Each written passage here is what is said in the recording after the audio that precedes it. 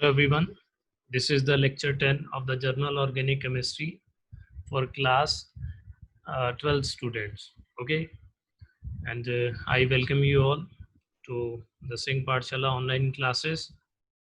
So guys, अभी तक जो हम पढ़ रहे थे, अभी तक हम पढ़ रहे थे नॉमेनक्लेचर पढ़ रहे थे जनरल ऑर्गेनिक केमिस्ट्री में, और उसमें हमने कहाँ तक नॉमेनक्लेचर पढ़ लिया था।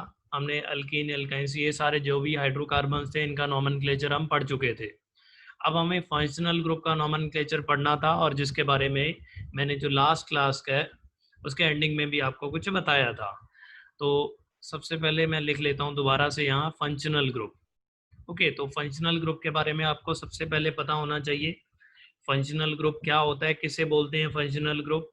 तो किसी भी ऑर्गेनिक कंपाउंड के अंदर कोई भी अगर ऐसा ग्रुप है जो उसकी केमिकल प्रॉपर्टीज को डिस्क्राइब करता है, केमिकल प्रॉपर्टीज लाइक उसका एसिड के साथ कैसा रिएक्शन है, बेस के साथ वो कैसे रिएक्ट करेगा, मेटल के साथ कैसे रिएक्ट करेगा, या वाटर के साथ कैसे रिएक्ट करेगा, अगर वो प्रॉपर्टीज को डिस्क्राइब करता है तो उसे फंक्शनल ग्रुप बोलेंगे। तो फंक्शनल ग्रुप क्या करता है, केमिकल प्रॉपर्टीज को डिस्क्राइब करता है। लिख भी देते हैं, लिख भी देते हैं भाई, डिस्क्राइब्स द केमिकल प्रॉपर्टीज।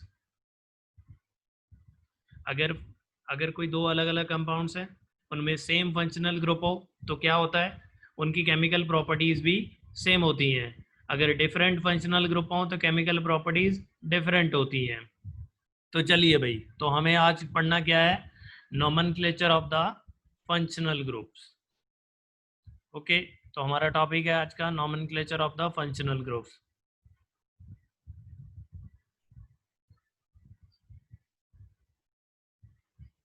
तो सबसे पहले जो फंक्शनल ग्रुप हम पढ़ने जा रहे हैं वो है हमारा अल्कोहल्स। तो अल्कोहल्स के बारे में हम पढ़ेंगे एक सिस्टमेटिक वे में। सभी फंक्शनल ग्रुप्स का नॉमेनक्लेचर आपको पढ़ाया जाएगा ताकि आपके दिमाग में अच्छे से ये बैठ जाए, इसे याद ना करना पड़े। ओके, सिस्टमेटिक वे में आपके दिमाग में ये बैठ जाए। तो पहला नॉमेनक्लेचर हम करेंगे अल्कोहल्स का। ओके, अल्कोहल्स का सिंबल, सबसे पहले हमें सिंबल पता होना चाहिए अल्कोहल्स का। तो अल्कोहल्स का सिंबल क्या होता है, OH। किसी भी फंक्शनल ग्रुप, किसी भी ऑर्गेनिक कंपाउंड के अंदर अगर OH ग्रुप प्रेजेंट है डेट मीन्स उसके अंदर क्या है, वो अल्कोहल्स है। ठीक है, इस OH को ऐसे भी लिखा जा सकता है, ठीक है, सेपरेट करके भी लिख सकते हैं और ऐसे भी लिख सकते हैं, बात एक ही है, अलग अलग तरीके से लोग लिखते हैं। उसके बाद में प्रीफिक्स, जो अल्कोहल का प्रीफिक्स होता है डेट इज हाइड्रोक्सी, हाइड्रोक्सी होता है। सफिक्स की बात करें तो अल्कोहल का सफिक्स जो होता है वो ऑल होता है, OL, ऑल। तो आप जब भी कभी एग्ज़ाम में, कभी रिटन एग्ज़ाम देते हैं तो इसे, ठीक है, स्कूल वगैरह में जब भी आप लिखते हैं तो इसे ध्यान से लिखें, ठीक है। OL को सेपरेट करके लिखें ताकि आपके टीचर को कन्फ्यूज़न ना हो, कहीं उसे ये ना लगे, टीचर को ऐसा ना लगे कि AL लिखा हुआ है। ओके, अब उसके बाद में लोएस्ट मेंबर, जो अल्कोहल्स का लोएस्ट मेंबर होता है। तो देखिए, लोएस्ट मेंबर होने के लिए क्या होना चाहिए, लोएस्ट मेंबर होने के लिए भी किसी भी फंक्शनल, सबके लोएस्ट मेंबर हम पढ़ेंगे, तो लोएस्ट मेंबर होने के लिए क्या होना चाहिए, कम से कम लोएस्ट मेंबर के अंदर एटलीस्ट 1 कार्बन एटम होना चाहिए। और जो फंक्शनल ग्रुप, जो सिंबल है, ठीक है, जिससे हम पहचानते हैं कि वो फंक्शनल ग्रुप है, और वो भी उसके अंदर होना चाहिए। तो अल्कोहल्स का लोएस्ट मेंबर क्या हो जाएगा, लोएस्ट मेंबर हो जाएगा भाई, अगर कार्बन के साथ 3 हाइड्रोजन लगा दें और इधर एक एक OH लगा दें तो इसके अंदर एटलीस्ट 1 कार्बन एटम है और OH ग्रुप भी है, तो ये लोएस्ट मेंबर हो गया अल्कोहल्स का। तो इतनी बात हमें समझ में आती है। चलिए, अब इनका नॉमेनक्लेचर कैसे करते हैं अल्कोहल्स का। नॉमेनक्लेचर के जो पहले मैंने रूल पढ़ाए थे आपको, पहले लेक्चर्स में पढ़ा रखे हैं, वो रूल तो बाकी सेम ही है सब कुछ, उसमें तो कोई चेंज नहीं है। नॉमेनक्लेचर में वही पेरेंट चेन हमें वो सेलेक्ट करनी होगी जिसके अंदर फंक्शनल ग्रुप होगा। ओके, उसके बाद में हमें क्या करना पड़ेगा, सबसे पहले साइड ग्रुप्स का नाम लिखना पड़ेगा, उसके बाद में हमें पेरेंट चेन का नाम लिखना होगा, और पेरेंट चेन में अगर फंक्शनल ग्रुप है तो फंक्शनल ग्रुप के सफिक्स का यूज़ करना होता है। तो मैं फिर से यहाँ पे लिख देता हूँ, कैसे करेंगे हम नॉमेनक्लेचर। सबसे पहले नेम ऑफ द सब्स्टिट्यूएंट्स, ठीक है, जो भी साइड ग्रुप्स बोल दूँ मैं, साइड ग्रुप्स जो भी लगे हुए हैं, विद देयर पोजीशन, तो उनकी पोजीशन के साथ उनका नाम बताएंगे विद देयर पोजीशन, और साथ में इन अल्फ़ाबेटिकल ऑर्डर, जिसका अल्फ़ाबेटिकल ऑर्डर में जो पहले जिस ग्रुप का नाम पहले आएगा उसे पहले लिखते हैं। तो ये तो हमें पता है भाई, पहले से भी पता है, हमने पढ़ रखा है पहले ही, अल्फ़ाबेटिकल ऑर्डर। उसके बाद में हम पेरेंट चेन पे जाते हैं। Okay, name of parent chain, parent chain को मैं पीसी लिख देता हूँ, PC plus suffix of alcohol, that is all. Okay, suffix of alcohols। तो आसान नॉमेनक्लेचर है, हम कर सकते हैं इसे, कोई दिक्कत नहीं है भाई इसमें। तो करके देखते हैं। सबसे पहले हम लोएस्ट मेंबर का ही नाम लिखते हैं, उसे मैं दोबारा से लिख देता हूँ, CH3OH। तो CH3OH में अगर हमें पेरेंट चेन को सेलेक्ट करना है तो यहाँ तो कोई दिक्कत ही नहीं है, एक ही कार्बन है, वही हमारी पेरेंट चेन होगी। उसके बाद में यहाँ कोई साइड ग्रुप नहीं है, तो डायरेक्ट हम पेरेंट चेन की नेमिंग से ही शुरू करेंगे। पेरेंट चेन का नाम लिखने के लिए सबसे पहले हमें एक रूट वर्ड लिखना होता है। Root word according to the number of carbon atoms आएगा। अगर यहाँ पे एक कार्बन एटम है, ठीक है, ओनली वन कार्बन एटम, अगर एक ही कार्बन एटम है तो उसके लिए जो रूट वर्ड आता था वो क्या आता था, वो आता था मेथ। ओके, उसके बाद में अगर यहाँ पे कोई भी carbon carbon double bond present नहीं है और यहाँ carbon carbon triple bond present नहीं है, तो हम क्या यूज करेंगे कि सफिक्स का यूज करेंगे, एन का यूज करेंगे। ओके, ठीक है, यहाँ पे पहली बात तो यहाँ पे तो दूसरा कार्बन ही नहीं है, तो आपको तो केवल ये देखना है कि कार्बन कार्बन में अगर डबल बॉन्ड नहीं है और कार्बन कार्बन में अगर ट्रिपल बॉन्ड नहीं है, तो यहाँ पे जो वर्ड रूट के साथ क्या चीज़ ऐड करनी है, एल्केन का सफिक्स ऐड करना है फिर, प्लस उसके बाद में अल्कोहल का सफिक्स, दैट इज ऑल। इसका नाम क्या हो जाना चाहिए, मेथ इन ऑल। पर इसमें थोड़ी सी दिक्कत है, आप लोगों ने ग्रामर में पढ़ा होगा आप लोगों ने कि कोई भी दो वोवल्स को किसी वर्ड के अंदर नहीं लिखा जाता है एक साथ, ठीक है। तो यहाँ पे थोड़े से सुधार करेंगे फिर हम, no two vowels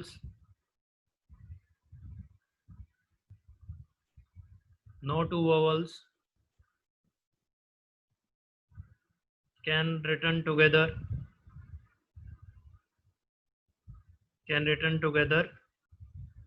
in between a word। Okay, in between a word, किसी भी वर्ड के बीच में दो वोल्स को एक साथ नहीं लिखा जा सकता है। तो यहाँ पे फिर क्या करते हैं, इसके लिए हम इस एल्केन के ई को काट देते हैं, तो इसका नाम ये ना होके क्या होगा भाई, इसका नाम ऐसे लिखा जाएगा। तो अब आपको समझ में आ गया, वो तो कोई दिक्कत नहीं थी, इतना बड़ा कुछ नहीं है, इसका नाम मिथेनॉल हो जाएगा भाई। ओके, अब आगे बात करते हैं और एग्जांपल देख लेते हैं अल्कोहल्स के, जैसे CH3CH2OH। अब इसमें हमें क्या करना है, सबसे पहले हमें पेरेंट चेन को सेलेक्ट करना है। पेरेंट चेन हमें साफ साफ दिख रही है, इसके ऊपर फंक्शनल ग्रुप भी लगा हुआ है, कोई दिक्कत नहीं है। ओके, तो यही हो गई हमारी पेरेंट चेन। तो अब पेरेंट चेन में हमें नंबरिंग करनी है। नंबरिंग कुछ ऐसे करनी है कि फंक्शनल ग्रुप जिस कार्बन पे जुड़ा हुआ है उसे छोटे से छोटा नंबर मिले, तो 1 2 ये नंबरिंग हो जाएगी। अब उसके बाद में वर्ड रूट क्या आएगा, पेरेंट चेन में दो कार्बन है तो इसके लिए एथ आएगा। कोई भी कार्बन कार्बन डबल बॉन्ड या carbon carbon triple bond present नहीं है तो AN आएगा, ANQ आएगा, ये मैंने बता दिया ऊपर। ओके, और उसके बाद में अल्कोहल का सफिक्स आएगा ऑल, सॉरी यहाँ पे पोजीशन भी हमें बतानी होती है, अल्कोहल की पोजीशन भी बताएंगे। ओके, तो 1 पोजीशन पे लगा हुआ है अल्कोहल फंक्शनल ग्रुप, तो इसका नाम क्या हो जाएगा, इथेन 1 ऑल। ओके, और मैंने ये भी बताया था आपको कि ऑर्गेनिक केमिस्ट्री में हम IUPAC नॉमेनक्लेचर में 1 को छोड़ भी सकते हैं। अगर आप 1 नहीं लिखेंगे तो ये बाय डिफ़ॉल्ट अंडरस्टूड होता है कि वो जो भी फंक्शनल ग्रुप है वो 1 पोजीशन पे ही लगा हुआ है। तो इसे इथेनॉल भी लिख सकते हैं भाई। तो ये हमारा क्या था, ये IUPAC नॉमेनक्लेचर है। ओके, यहाँ पे भी ये हमने IUPAC नेम ही लिखा है इसका। चलिए और एग्जांपल्स देख लेते हैं, और एग्जांपल्स देख लेते हैं इसके।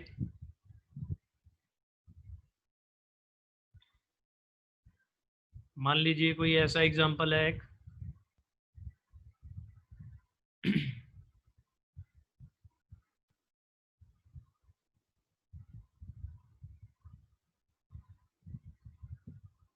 ये एग्जांपल है।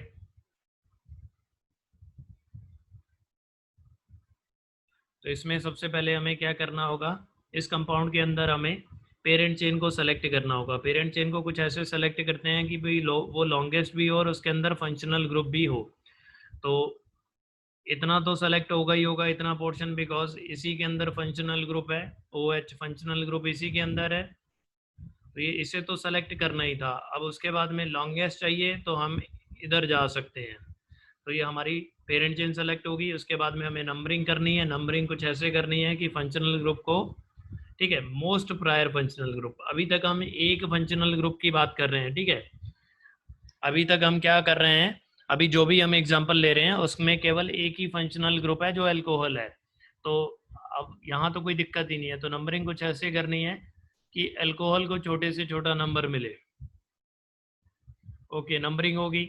अब उसके बाद में पेरेंट चेन के अलावा यहाँ साइड ग्रुप हैं, बिल्कुल हैं। यहाँ पे 2 साइड ग्रुप्स हैं, एक ब्रोमो है और दूसरा मिथाइल है भाई।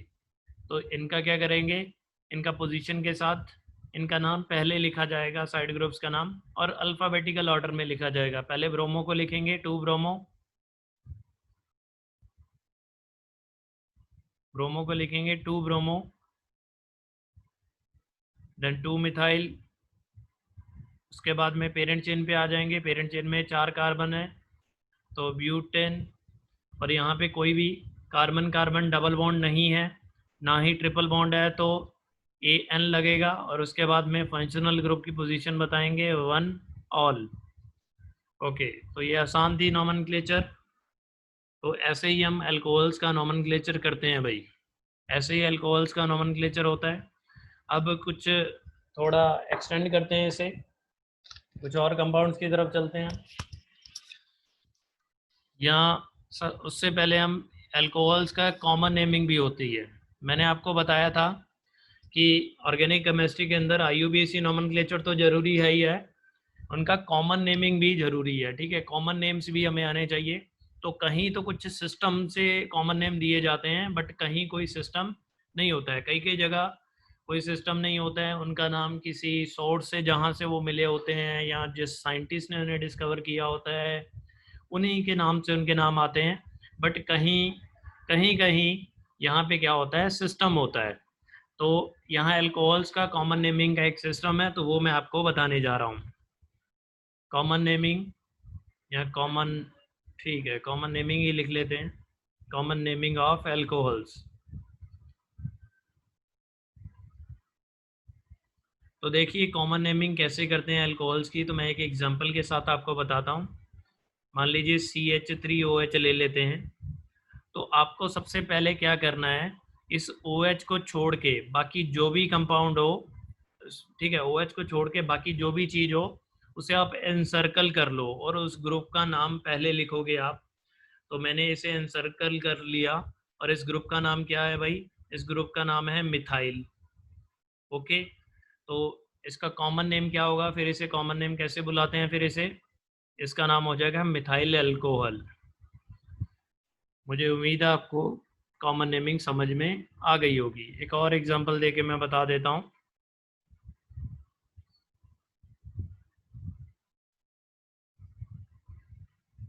जैसे इसका एग्जांपल ले लेते हैं, तो हमें क्या करना है, OH को छोड़ के बाकी जो भी होगा उस ग्रुप का नाम लिखना है पहले। तो OH को छोड़ दिया और इस ग्रुप का नाम क्या है, ये ग्रुप्स की नेमिंग मैं पहले ही पढ़ा चुका हूँ, अल्काइल ग्रुप्स की नेमिंग। तो इसका नाम आइसोप्रोपाइल है, तो ये हो गया आइसोप्रोपाइल अल्कोहल। ठीक है, इस आइसोप्रोपाइल अल्कोहल का आजकल बहुत नाम सुना होगा आपने। ठीक है, सैनिटाइजर्स में बहुत ज़्यादा, ठीक है, 75% के अराउंड ये आइसोप्रोपाइल अल्कोहल ही होता है। Okay, used in sanitisers.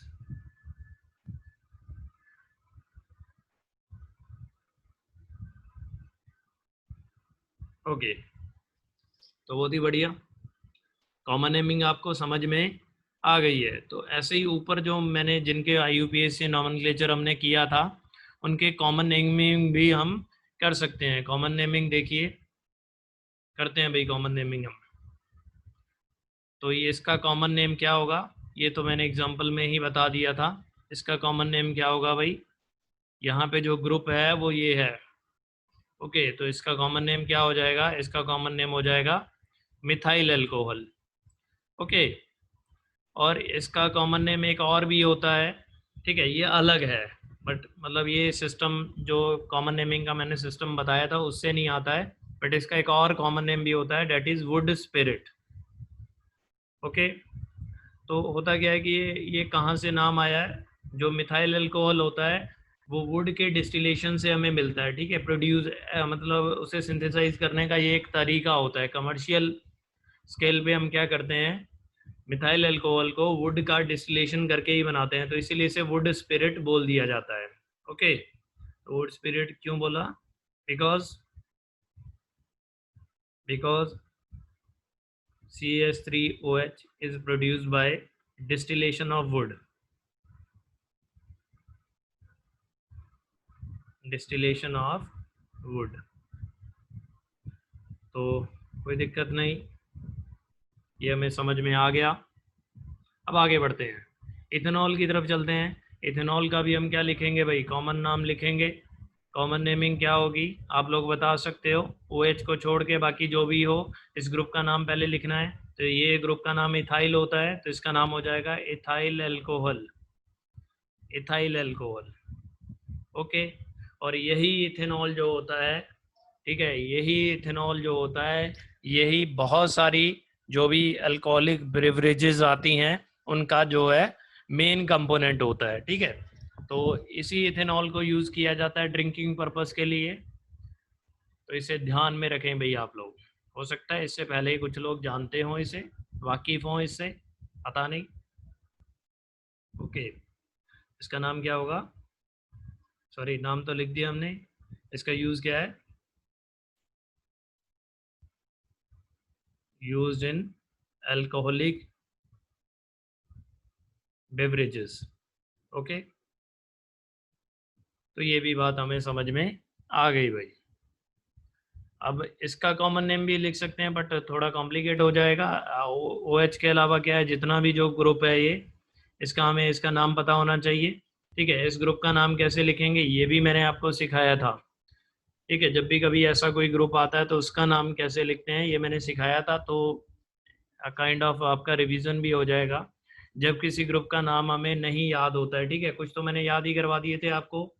ठीक है, उसके बाद में मैंने लिखवाया था अगर खुद से आपको नाम बनाना पड़े, जिसका नाम आपको ना पता हो, तो उसमें क्या करते हैं, सबसे पहले वो जहाँ से जुड़ा होता है, ठीक है, जिस भी चीज़ से हम यहाँ पे देख रहे हैं OH से जुड़ा होता है, तो यहाँ से हम क्या करेंगे, उसका नंबरिंग करेंगे उसके अंदर 1 2 3 4, नंबरिंग करके इसके अंदर जो भी सब्सटीट्यूएंट होते हैं पहले उनका नाम लिखा जाता है। ये ग्रुप की नेमिंग बता रहा हूँ मैं भाई आपको, जो भी मैंने इस स्काई ब्लू पेन से सर्कल कर रखा है उसकी नेमिंग मैं बता रहा हूँ यहाँ पे। तो इसका नाम पहले ग्रुप का नाम लिखेंगे 2 ब्रोमो 2 मिथाइल, और उसके बाद में 4 कार्बन है तो 4 कार्बन के लिए आ जाएगा ब्यूटाइल, और देन अल्कोहल। तो पहले ग्रुप का नाम लिखा और फिर अल्कोहल लिख दिया, यही कॉमन नेमिंग का क्राइटेरिया होता है किसका, अल्कोहल्स का। सही है भाई, यहाँ तक कोई दिक्कत नहीं। अब आगे चलते हैं, कुछ और एग्जांपल्स ले लेते हैं नॉमनक्लेचर के, और एग्जांपल्स ले लेते हैं कुछ नॉमनक्लेचर के। तो नेक्स्ट एग्जांपल हमारा ये है,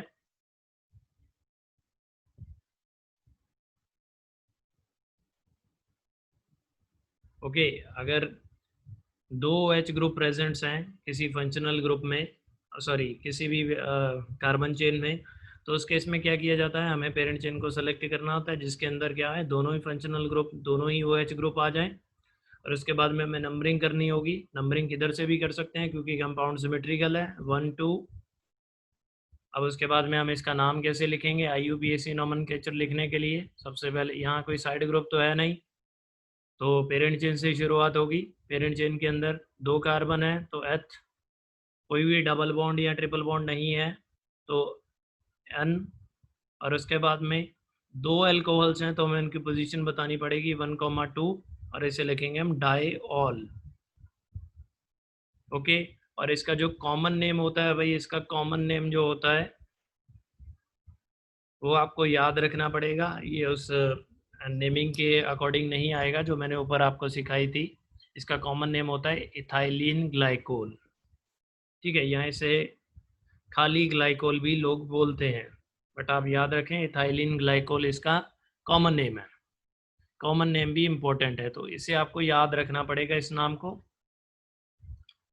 बिकॉज इसका तो कोई सिस्टम, कोई तरीका नहीं है इसे पता लगाने का। ठीक है, हम खुद से बता नहीं सकते हैं, बना के नहीं लिख सकते हैं, तो हमें याद रखना पड़ेगा। नेक्स्ट एग्जाम्पल,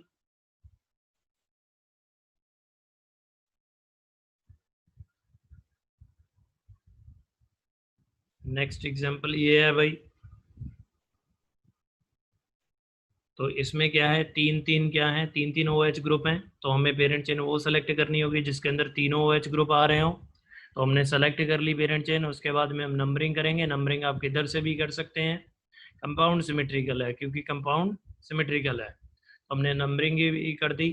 अब नाम लिखेंगे, IUPAC नोमेनक्लेचर लिखने के लिए हमें क्या करना होगा, पेरेंट चेन का नाम, 3 कार्बन है तो प्रॉप, उसके बाद में कोई भी डबल बॉन्ड या ट्रिपल बॉन्ड नहीं है तो अन आ जाएगा। उसके बाद में 3 OH ग्रुप हैं तो उनकी पोजीशन बतानी पड़ेगी 1,2,3, देन ट्राईऑल। उम्मीद करता हूँ आपको ये IUPAC नोमेनक्लेचर समझ में आया होगा। कॉमन नेम देखिए, कॉमन नेम इसका क्या होता है, इसका कॉमन नेम होता है ग्लाइसरोल। ओके, तो ग्लाइसरोल कई लोगों ने आपने घर पे भी सुना होगा, ग्लाइसरोल कॉस्मेटिक्स में यूज़ होता है, तो कई लोगों ने शायद सुना भी हो इसके बारे में, कईयों ने यूज़ भी किया हो कॉस्मेटिक्स। और इसकी एक और ख़ास बात होती है, ये हाईली विस्कस होता है कि बिकॉज इसके अंदर बहुत ज़्यादा हाइड्रोजन बॉन्डिंग होती है, 3 OH ग्रुप होने की वजह से इसके अंदर बहुत ज़्यादा हाइड्रोजन बॉन्डिंग होती है, इसीलिए हाईली विस्कस होता है। Highly viscous due to extensive hydrogen bonding, तो ये पता है आपको। ओके, ये हनी जैसा विस्कस होता है, जैसा हनी होता है शहद, वैसा ही होता है। चलिए भाई, अब आगे बात करते हैं अल्कोहल्स के, और एग्जांपल ले लेते हैं हम। ठीक है, IUPAC नोमेनक्लेचर हमें ढंग से सीखना है तो इसीलिए हम ज़्यादा से ज़्यादा एग्जांपल लेंगे। अगर साइक्लिक कंपाउंड के अंदर OH ग्रुप लगा हो तो हमें पेरेंट चेन सेलेक्ट करनी होती है, वो करनी होती है जिसके अंदर फंक्शनल ग्रुप लगा हो, तो यहाँ रिंग पे ही लगा हुआ है तो कोई दिक्कत नहीं, हमने रिंग को पेरेंट चेन सेलेक्ट कर लिया। उसके बाद में नंबरिंग करेंगे, नंबरिंग यहीं से शुरू हो जाएगी। अब नाम लिखना है तो बहुत आसान है इसका नाम लिखना, क्योंकि पेरेंट चेन का नाम लिखेंगे। अगर साइक्लिक कंपाउंड होता था तो हमें उसकी शुरुआत जो है साइक्लो से करते थे, cyclo. Number of carbon atom ring में कितने हैं, 6 हैं, तो हेक्स। कोई भी डबल बॉन्ड या ट्रिपल बॉन्ड नहीं है। ओके, तो एक example double bond triple bond का ले ही लेते हैं। ठीक है, मैं डबल बॉन्ड यहाँ पे कर ही देता हूँ, तो यहाँ पे नंबरिंग ये हो जाएगी 4 5 6। ओके, तो अब डबल बॉन्ड अगर आ जाती है तो फिर क्या करते हैं, डबल बॉन्ड को यहाँ पे फिर एल्केन का जो था AN वो यूज़ नहीं होगा। ठीक है, यहाँ पे एल्कीन का EN यूज़ होगा, और यहाँ पे पोजीशन भी हमें बतानी पड़ेगी। थर्ड पोजीशन पे डबल बॉन्ड है तो 3 इन एंड देन 1 ऑल, ऐसे करते हैं भाई। ओके, इसका कोई कॉमन नेम नहीं है, याद भी नहीं रखना आपको, मतलब जहाँ ज़रूरत थी मैंने आपको बता दिया। और एग्जांपल ले लेते हैं। फॉर एग्जांपल, अगर ऐसा कंपाउंड है, साइक्लिक है, बट फंक्शनल ग्रुप जो है वो साइकिल से बाहर अगर हो, तो हमें हमेशा क्या करना होता है, पेरेंट चेन उसी को सेलेक्ट करना होता है जहां फंक्शनल ग्रुप हो। बाहर है चेन में या फंक्शनल ग्रुप, तो चेन को पेरेंट चेन सेलेक्ट कर लिया हमने, एक ही कार्बन था चेन में तो वही हमारी पेरेंट चेन हो गई। उसके बाद में नंबरिंग करेंगे तो एक ही कार्बन है तो यहीं पे 1 आ गया, ठीक है। और पेरेंट चेन के अलावा जो भी कुछ होता है इसे साइड ग्रुप की तरह ट्रीट करेंगे। ये साइड ग्रुप है हमारा, तो इसका IUPAC नॉमेनक्लेचर क्या होगा भाई? तो सबसे पहले साइड ग्रुप का नाम, 1 पोजीशन पे लगा हुआ है साइड ग्रुप, तो 1 साइक्लोहेक्साइल, ठीक है, ये साइक्लोहेक्साइल है इसका नाम साइड ग्रुप का। और उसके बाद में हम पेरेंट चेन पे आएंगे, पेरेंट चेन में एक ही कार्बन है तो मेथ, ठीक है, कोई भी कार्बन कार्बन डबल बॉन्ड या ट्रिपल बॉन्ड नहीं है पेरेंट चेन में तो AN लाएगा, और 1 और लिख सकते हैं भाई हम। तो ऐसे करते हैं हम इसका नॉमेनक्लेचर। ओके, उम्मीद करता हूँ आपको समझ में आ गया होगा। अब एक छोटी सी कहानी और पढ़ते हैं हम अल्कोहल्स के बारे में। Classification of alcohols, classification of alcohols, ठीक है। अल्कोहल्स को 3 कैटेगरी में क्लासीफाई किया गया है, तो आपके लिए जानना जरूरी है, ठीक है, बिकॉज आगे जाके भी आपको पता लगेगा ही, बट यहाँ से अगर आप पढ़ के चलोगे तो थोड़ा एक बेस होगा आपके पास, ठीक है। और ये चीज़ें यहीं पढ़ानी चाहिए, बिकॉज जब हम ब्रेक ले लेके अलग अलग फंक्शनल ग्रुप का नॉमेनक्लेचर पढ़ते हैं या उनकी क्लासिफिकेशन पढ़ते हैं तो एक कॉन्टीन्यूटी नहीं रहती है, तो इसीलिए मैं आपको ये सारी चीज़ें एक साथ पढ़ा रहा हूँ भाई। तो अल्कोहल्स को 3 कैटेगरी में डिवाइड किया जाता है, ओके। तो पहला होता है जिन्हें नॉर्मली अल्कोहल बोलते हैं, अल्कोहल्स या एलिफेटिक अल्कोहल्स।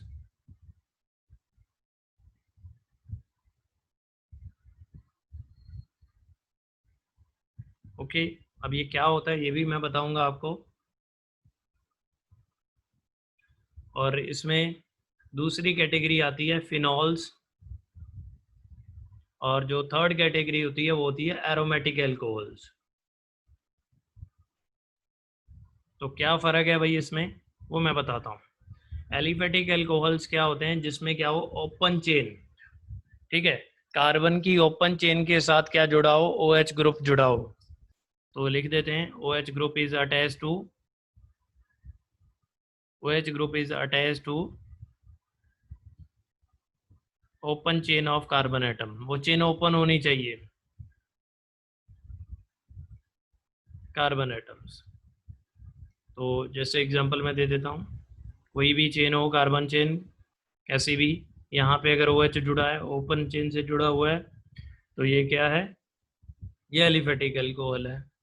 अब फिनॉल्स किन्हें बोलते हैं, फिनॉल किन्हें बोलते हैं, when OH group, when OH group is directly attach to benzene ring.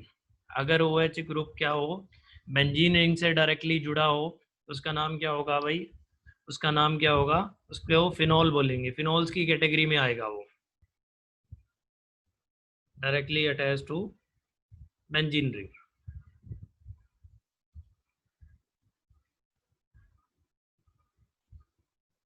तो ये बात हमें समझ में आती है। अब एग्जांपल भी मैं लिख देता हूँ, मान लीजिए बेंजीन रिंग बना लो आप, ओके, और इसके साथ क्या जोड़ दो, OH ग्रुप डायरेक्ट अगर जुड़ा हुआ है तो वो फिनॉल होगा। अब एरोमेटिक अल्कोहल क्या होते हैं, एरोमेटिक अल्कोहल्स में क्या होता है, इनके अंदर बेंजीन रिंग तो होती है बट OH जो है वो बेंजीन रिंग से डायरेक्टली नहीं जुड़ा होता है, ठीक है। तो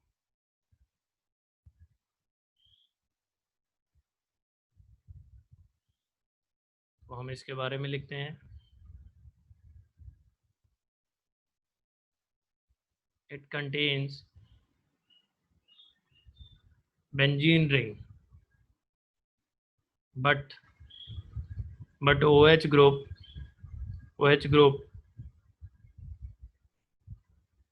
is not directly attached to benzene ring। जो OH ग्रुप है वो बेंजीन रिंग से डायरेक्टली अटैच नहीं होगा।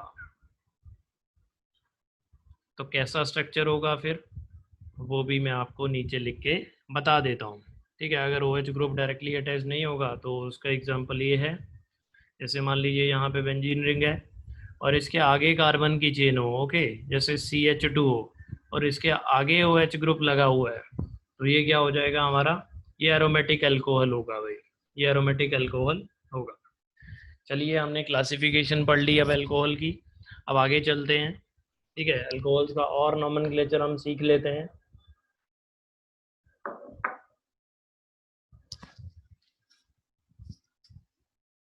तो और एग्जांपल्स लिखता हूं मैं।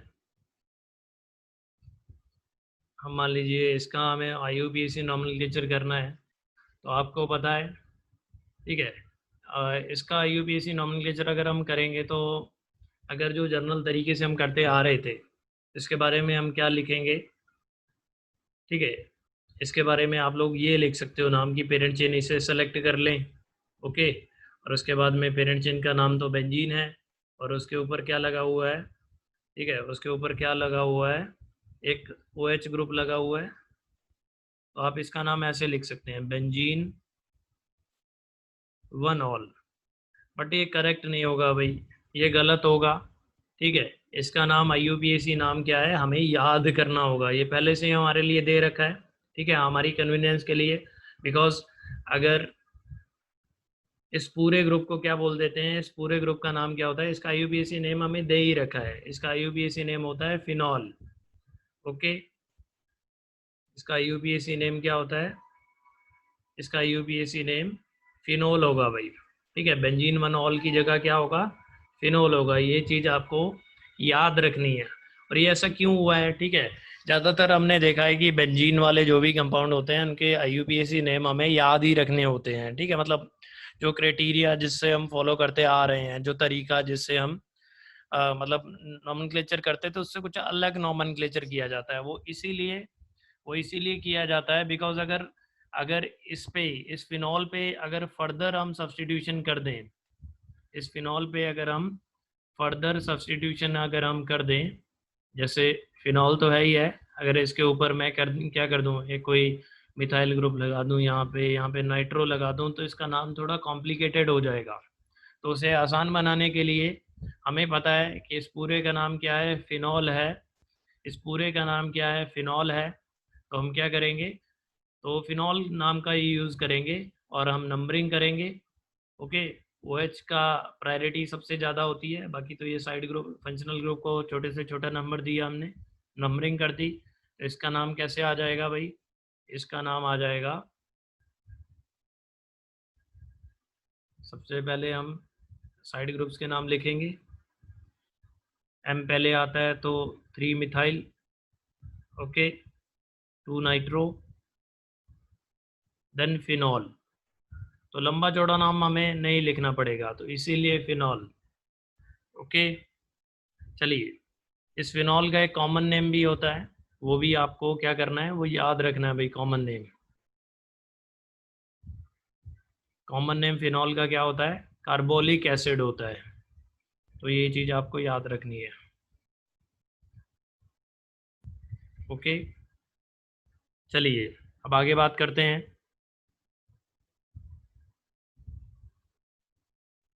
फिनॉल के ऊपर एक और सब्स्टिट्यूशन, मतलब अगर ऐसा भी कंपाउंड हो सकता है, फिनॉल के ऊपर एक सब्स्टिट्यूशन कर दें हम, CH3 लगा दें, यहाँ पे CH3 लगा दें, तो हमें तो पता है कि जो भी मैंने पोर्शन हाईलाइट किया है इसे क्या बोलते हैं, इसे फिनॉल बोलते हैं। तो हमारे लिए नाम लिखना आसान होगा, नंबरिंग करेंगे बस हम 1 2।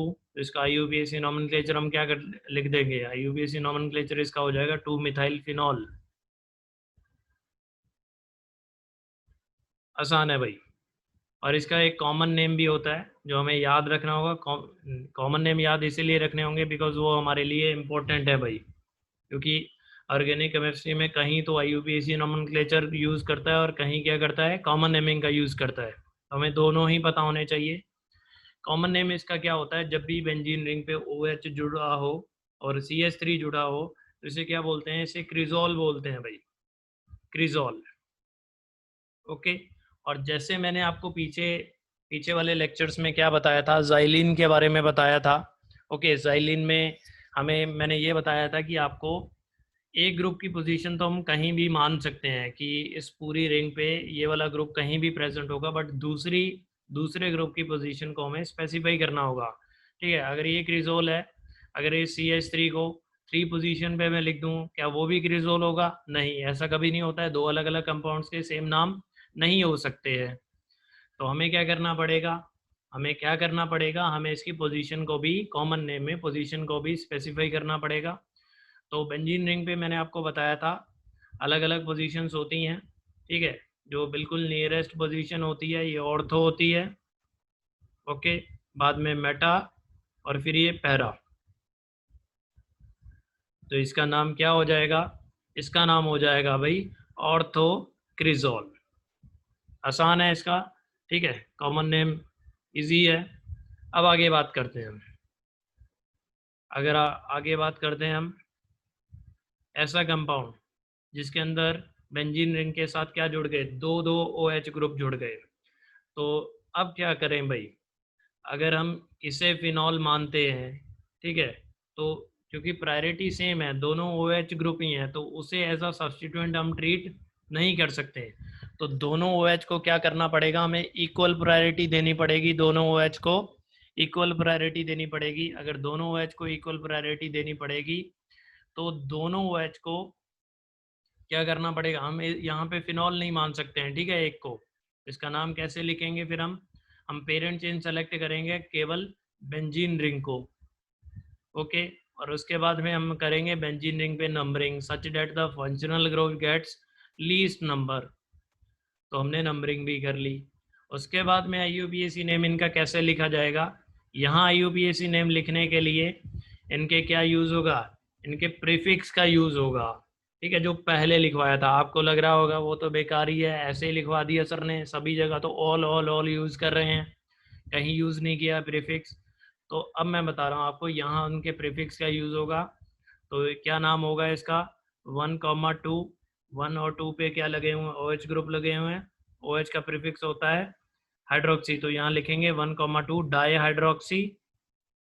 डाईहाइड्रोक्सी बेंजीन,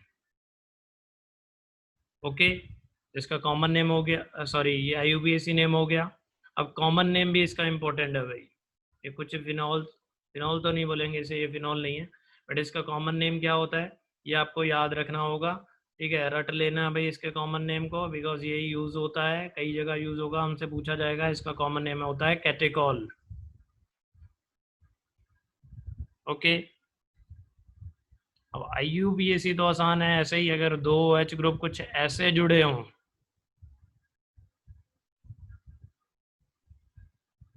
ओके, तो IUPAC तो हम लिख ही लेंगे जैसे कि हमने ऊपर लिखा था, अभी ऊपर जैसे लिखा था। बट इसका कॉमन जो है वो अलग होता है, ठीक है। आपको लग रहा हो कहीं ऊपर वाला ऑर्थो कैटेकोल है और ये मेटा कैटेकोल हो जाएगा, तो ऐसा नहीं है, ओके। बहुत सारे वेरिएशंस हैं जगह जगह, तो इसे आपको याद रखना है। इसका नाम होता है रिजोर्सिनॉल, इसका कॉमन नेम क्या होता है, रिजोर्सिनॉल। बहुत ही बढ़िया, आगे चलते हैं, आगे चलते हैं। अगर OH ग्रुप क्या लगे हों, कुछ ऐसे लगे हों बेंजीन रिंग पे, तो IUPAC तो हम लिख ही लेंगे, बट कॉमन हमारे लिए इम्पोर्टेंट है। इसका कॉमन नेम जो होगा वो क्या होता है, इसका कॉमन नेम क्या होता है, इसका कॉमन नेम होता है हाइड्रोक्यूनोन। इसका कॉमन नेम होता है हाइड्रोक्यूनोन, या इसे क्यूनॉल भी बोला जाता है, ओके। अब ये इस कॉमन नेम को जो याद तो रख ही लेना है, बट मैं आपको कुछ और भी बताना चाहूँगा कि इसका नाम हाइड्रोक्यूनोन क्यों बोलते हैं, बिकॉज क्यूनोन भी एक अलग कंपाउंड है। तो मैं आपको बताता हूँ, ये क्यूनोन से बन सकता है। तो ये जो कंपाउंड मैंने राइट हैंड साइड में बनाया है, डेट इज़ क्यूनोन, ओके। तो आप इनके स्ट्रक्चर में देखिए क्या करें, अगर हम इसके अंदर दो हाइड्रोजन्स को ऐड कर दें, दो हाइड्रोजन्स को मैं अगर ऐड कर दूं तो ये क्या बन जाएगा, यही स्ट्रक्चर बन जाएगा जो कि मैंने लेफ्ट हैंड साइड पे बनाया है, ठीक है। तो मतलब हाइड्रोजन, क्यूनोन पे अगर हाइड्रोजन को ऐड कर देते हैं तो क्या बन जाएगा, हाइड्रोक्यूनोन बन जाएगा। तो यहाँ पे क्यूनोन भी इम्पोर्टेंट है, इसीलिए मैंने आपको बता दिया यहाँ। चलिए आगे बात करते हैं, जिनके भी कॉमन नेम इम्पोर्टेंट है मैं वो भी आपको यहीं पे पढ़ा दे रहा हूँ, बिकॉज कहीं ना कहीं आपको ऑर्गेनिक केमिस्ट्री में उनका यूज़ करना ही है। अगर कुछ ऐसे जुड़े हुए हैं OH ग्रुप, ठीक है, तीनों एक साथ हैं, तो इनका जो है IUPAC नॉमेनक्लेचर तो आप लिख ही सकते हो, आसान है IUPAC नॉमेनक्लेचर। जैसे ऊपर बताया था मैंने कैटेकॉल का, वैसे ही लिख सकते हैं यहाँ पे पेरेंट चेन जो है, ठीक है, क्योंकि तीनों OH क्या है, सेम प्रायोरिटी के हैं, तो यहाँ पेरेंट चेन हम बेंजीन को सेलेक्ट करते हैं ताकि सबको इक्वल प्रायोरिटी दी जाए। ओके, और उसके बाद में हम क्या करेंगे, उसके बाद में हम नंबरिंग करेंगे 1 2 3, और इसका नाम कैसे लिखा जाएगा, प्रीफिक्स का यूज करके 1 2 3 ट्राई हाइड्रोक्सी बेंजीन। आसान था भाई ये। अब इसका कॉमन नेम भी इम्पोर्टेंट है। ओके, कॉमन नेम इसका इम्पोर्टेंट है। इसका कॉमन नेम होता है पायरोगैलोल। ओके, पायरोगैलोल इसका कॉमन नेम होता है, ये आपको याद रखना है। वैसे पायरोगैलोल का आपको एक यूज बता दूं, ठीक है, पायरोगैलोल क्या है, ऑक्सीजन का डाइऑक्सीजन O2 का बड़ा ही अच्छा क्या होता है, एब्जॉर्बर होता है, ठीक है, तो वो भी लिख देते हैं, एब्जॉर्बर ऑफ O2। तो ये मैंने क्यों बताया आपको, इसका एक यूज़ है। जब भी किसी, मान लीजिए कोई गैस का सैंपल हमें दे दिया गया और उसमें हमसे पूछा जाए कि इसके अंदर कितना ऑक्सीजन है, तो सबसे पहले हम क्या करते हैं, उस जो भी गैस होती है उसे किसके एटमॉस्फेयर में लाते हैं, हम पायरोगैलोल के एटमॉस्फेयर में लेके आते हैं, पायरोगैलोल के कांटेक्ट में लेके आते हैं। पायरोगैलोल क्या करता है, उस गैसेस मिक्सचर में से सारा का सारा ऑक्सीजन क्या कर लेता है, एब्जॉर्ब कर लेता है, और उसके बाद में हम उस सॉल्यूशन को टाइट्रेट कर लेते हैं आगे फर्दर, ये पता लगाने के लिए उसके अंदर कितना ऑक्सीजन था। तो कुछ ऐसे यूज होते हैं ये। ओके, और ऐसे टाइट्रेट करके, और ये किसी गैस मिक्सचर को, पहले गैस को किसी दूसरे सॉल्वेंट में क्या करके, मतलब एब्जॉर्ब करवा के उसका टाइट्रेशन करना, इसे ईडियोमेट्री बोलते हैं, ठीक है। तो ये भी मैं लिख ही देता हूँ, ये आपके लिए एक काफ़ी एक नॉलेज टाइप हो गया, ठीक है, यूज्ड इन ईडियोमेट्री।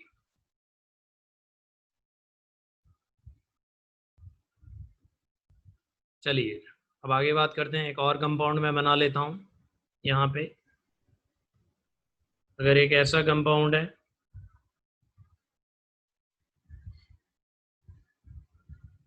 ओके, इसका कॉमन नेम क्या होगा, आपको मैंने पहला जो एक कंपाउंड बताया था उसके कॉमन नेम से भी इसका कॉमन नेम आ सकता है।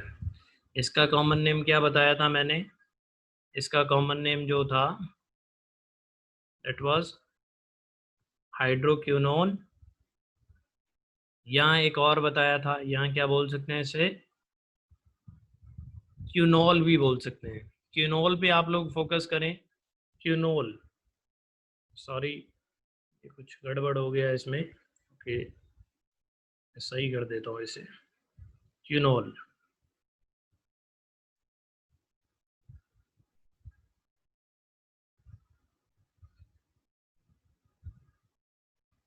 तो क्यूनोल पे आप लोग फोकस करें। क्यूनोल में अगर इस स्ट्रक्चर से, क्यूनोल वाले स्ट्रक्चर से अगर जो मैंने अपने लेफ्ट हैंड साइड में बनाया है, लेफ्ट हैंड साइड पे बनाया है, ये वाला स्ट्रक्चर यहाँ पहुँचना है, तो क्या करना पड़ेगा, केवल एक OH ग्रुप को ऐड करना पड़ेगा, केवल एक OH ग्रुप को ऐड करना पड़ेगा। तो क्या बन जाएगा, ये वाला स्ट्रक्चर बन जाएगा। तो इसका नाम क्या होगा, इसका नाम क्या होगा, इसका नाम होगा हाइड्रोक्सी क्यूनिलोल।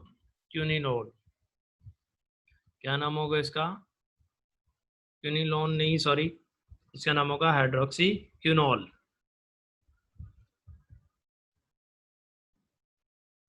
क्योंकि क्यूनोल में एक OH ऐड कर दिया तो ये बन गया, इसका नाम हो गया हाइड्रोक्सी क्यूनोल। तो ये भी बात हम समझ गए भाई, ठीक है। अल्कोहल्स के बारे में हमने काफ़ी सारी चीज़ें पढ़ ली हैं। अब देखिए, अब आगे बात करते हैं हम, एक और क्लासिफिकेशन होता है अल्कोहल्स का, तो वो भी मैं आपको बता देता हूँ। अनदर क्लासिफिकेशन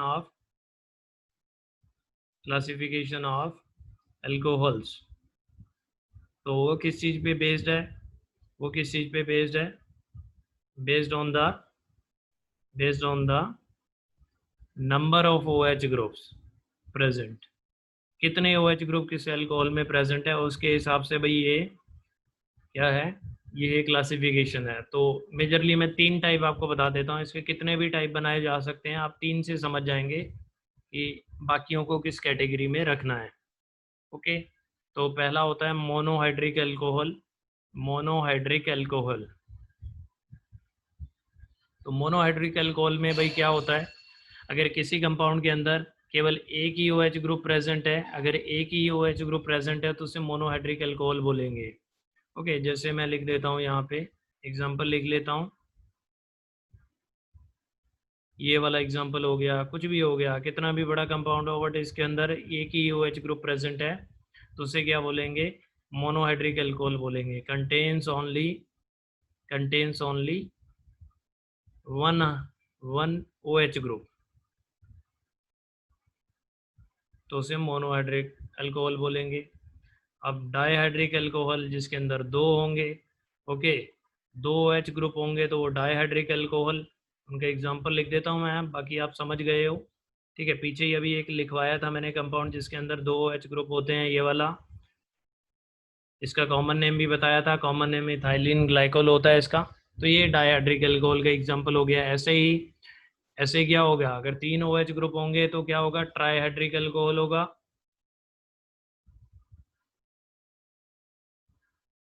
ओके, और इसका भी एक एग्जांपल मैंने पीछे लिखवाया था, वो भी इम्पोर्टेंट था भाई हमारे लिए, वो भी इम्पोर्टेंट था। इसका एग्जांपल मैंने ये लिखवाया था। ओके, ये ग्लाइसरोल था, इसका कॉमन नेम भी लिखवाया था। तो ये ट्राईहाइड्रिक अल्कोहल हो गया। ऐसे ही क्या कर सकते हैं हम, बहुत सारे ऐसे लिखे जा सकते हैं, चार हों तो भाई टेट्रा बोलेंगे, टेट्राहाइड्रिक। तो ये बात आप समझ गए होंगे, कोई दिक्कत नहीं। तो अब क्या हो गया, अब अल्कोहल की सारी नॉमेनक्लेचर हमने पढ़ ली, बट अब मैं आपको ये बताने जा रहा हूँ इसके प्रीफिक्स का यूज़ कहाँ कहाँ होगा। एक तो आपने पढ़ लिया, जब भी बेंजीन रिंग पे एक से ज़्यादा OH लगे होंगे, क्योंकि हमें प्रायोरिटी सेम देनी है, तो हम बेंजीन रिंग को ही क्या कर लेते हैं, पेरेंट चेन सेलेक्ट कर लेते हैं, और उसके बाद में हम क्या करते हैं, फिर उनका प्रीफिक्स यूज़ करके नाम लिख देते हैं। बट और कहाँ प्रीफिक्स यूज़ होता है, तो आपको मैं बताता हूँ कि प्रीफिक्स का, फंक्शनल ग्रुप के प्रीफिक्स का यूज़ तब होता है जब एक से ज़्यादा फंक्शनल ग्रुप प्रेजेंट हो, और जो दूसरा फंक्शनल ग्रुप प्रेजेंट हो उसकी प्रायोरिटी उस फंक्शनल ग्रुप से ज़्यादा हो। ठीक है, तो मैं एक नोट डाल के लिखता हूँ पहले, सबसे पहले, when more than one functional group is present, then prefixes are used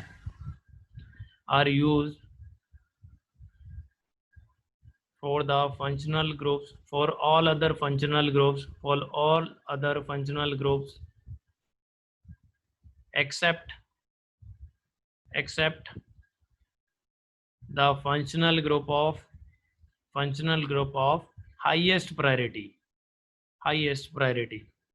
तो क्या होता है, फंक्शनल ग्रुप्स की प्रायोरिटी होती है, बहुत सारे फंक्शनल ग्रुप्स हैं, अल्कोहल्स है, कीटोन्स है, ईथर है, एस्टर है, कुछ भी बहुत सारे हैं। ठीक है, तो इनमें क्या होता है, एक प्रायोरिटी ऑर्डर होता है, जो मैं आपको सारा नॉमेनक्लेचर पढ़ाने के बाद में आपको मैं बताऊंगा, और उस पर हम क्वेश्चंस भी करेंगे। ठीक है, तो होता ये है कि जब भी किसी कंपाउंड के अंदर एक से ज़्यादा फंक्शनल ग्रुप्स हों, तो जो सबसे ज़्यादा जिसकी प्रायोरिटी होती है उसका तो भैया सफिक्स यूज़ होता है। ठीक है, हाईएस्ट प्रायोरिटी वाले का क्या होगा, सफिक्स यूज़ होगा, और बाकी सबका क्या होता है, प्रीफिक्स यूज़ होता है। ठीक है, तो वहाँ हमेशा उसका प्रीफिक्स यूज़ होगा। और एक चीज़ और मैं आपको बता देता हूँ, ठीक है, प्रायोरिटी ऑर्डर तो मैं एंड में पढ़ाऊंगा ही, बट एक चीज़ आप याद रखोगे कि सबसे ज़्यादा प्रायोरिटी जो होती है वो कार्बोक्सिलिक एसिड जो फंक्शनल ग्रुप होता है उसकी होती है। तो ये चीज़ भी हम नोट लिख लेते हैं हम इसके बारे में। तो लिख लेते हैं भाई, carboxylic acid has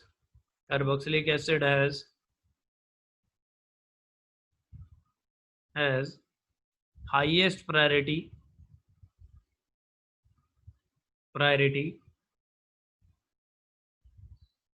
among all the functional group। ठीक है, तो सबसे ज़्यादा प्रायोरिटी होती है कार्बोक्सिलिक एसिड की। तो हम प्रीफिक्स का कैसे कैसे यूज़ करेंगे हम, उसे बताने के लिए मैं आपको एग्जांपल देके बता देता हूँ। ठीक है, तो जैसे ये कोई भी कंपाउंड है, मान लीजिए ये कंपाउंड दे दिया और इसके अंदर क्या है, OH ग्रुप भी प्रेजेंट है और क्या है हमारा कार्बोक्सिलिक एसिड ग्रुप भी प्रेजेंट है। ये होता है कार्बोक्सिलिक एसिड भी, C डबल बॉन्ड OH। ठीक है, इसे भी अभी हम पढ़ेंगे। ये कार्बोक्सिलिक एसिड ग्रुप है, तो इसकी सबसे ज़्यादा प्रायोरिटी है। ओके, उसके बाद में इसके अंदर फंक्शनल ग्रुप OH भी है, बट हमें क्या करना होगा, अब जिसकी ज़्यादा सबसे ज़्यादा प्रायोरिटी होगी उसका सफिक्स यूज़ करना है, और उसी के हिसाब से बाकी सारी चीज़ें भी चलेंगी। जिसकी ज़्यादा प्रायोरिटी है तो वो पेरेंट चेन के अंदर होना ही चाहिए। ठीक है, तो ये मस्ट है, जिस फंक्शनल ग्रुप की ज़्यादा प्रायोरिटी है तो उसका पेरेंट चेन में होना बहुत ज़्यादा ज़रूरी है। बाकी फंक्शनल ग्रुप अगर आ रहे हैं तो बहुत ही बढ़िया, अगर हम उन्हें पेरेंट चेन में ला सकते हैं तो बहुत ही बढ़िया, अगर नहीं ला सकते हैं तो उन्हें छोड़ भी सकते हैं। बट जिसकी सबसे ज़्यादा प्रायोरिटी है वो क्या होना चाहिए, वो तो पेरेंट चेन में आना ही चाहिए। तो ठीक है भाई, अब हम पेरेंट चेन को सेलेक्ट करते हैं। तो पेरेंट चेन को सेलेक्ट करते हैं, तो देखिए पेरेंट चेन हमारी ये वाली हो जाएगी, जिसके अंदर क्या आ रहा है, हाईएस्ट प्रायोरिटी वाला फंक्शनल ग्रुप भी आ रहा है। अब उसके बाद में हमें नंबरिंग करनी होगी। नंबरिंग कुछ ऐसे करनी है कि हाईएस्ट प्रायोरिटी फंक्शनल ग्रुप को छोटे से छोटा नंबर मिले। मतलब ये है कि अगर हाईएस्ट प्रायोरिटी फंक्शनल ग्रुप है तो उसकी हर बात में, ठीक है, पेरेंट चेन सेलेक्ट करने में, नंबरिंग करने में, सभी चीज़ें उसी के हिसाब से देखी जाएंगी। तो यहाँ कार्बोक्सिलिक एसिड है तो उसके हिसाब से देख लिया गया। अब उसके बाद में जो मैंने बोला था, कम प्रायोरिटी वाला फंक्शनल ग्रुप होता है, उसका क्या यूज़ करते हैं, उसका क्या यूज़ करते हैं, उसका सफिक्स यूज़ करते हैं, और उसे एज ए साइड ग्रुप भी ट्रीट किया जाता है। ठीक है, तो OH को हम साइड ग्रुप की तरह ट्रीट करेंगे, treated as side group, and suffix is used, and its suffix is used. तो बहुत ही बढ़िया। तो कौन सी पोजीशन पे कैसे नाम लिखेंगे इसका, वो देखिए। कौन सी पोजीशन पे OH लगा हुआ है, वो सेकंड पोजीशन पे लगा हुआ है, तो इसके लिए हम क्या लिखेंगे, 2 हाइड्रोक्सी। ठीक है, अदरवाइज हम क्या यूज़ कर रहे थे, ऑल यूज़ कर रहे थे, बट यहाँ नहीं होगा। और उसके बाद में हम पेरेंट चेन पे चले जाएंगे। 4 कार्बन है तो ब्यूट, क्या डबल बॉन्ड है, तो है, उसकी पोजीशन भी बतानी पड़ेगी, 3 इन। ओके, 1 ओइक एसिड, वन पोजीशन पे है ना कार्बोक्सिलिक एसिड, तो 1 ओइक एसिड। कार्बोक्सिलिक एसिड के लिए ओइक एसिड होता है सफिक्स। तो ऐसे हम क्या करते हैं भाई, अल्कोहल के सफिक्स को यूज़ करते हैं। तो ये सारी कहानी किसकी होगी, अल्कोहल्स के बारे में हो गई। ये पूरा नॉमेनक्लेचर अल्कोहल्स का हो गया।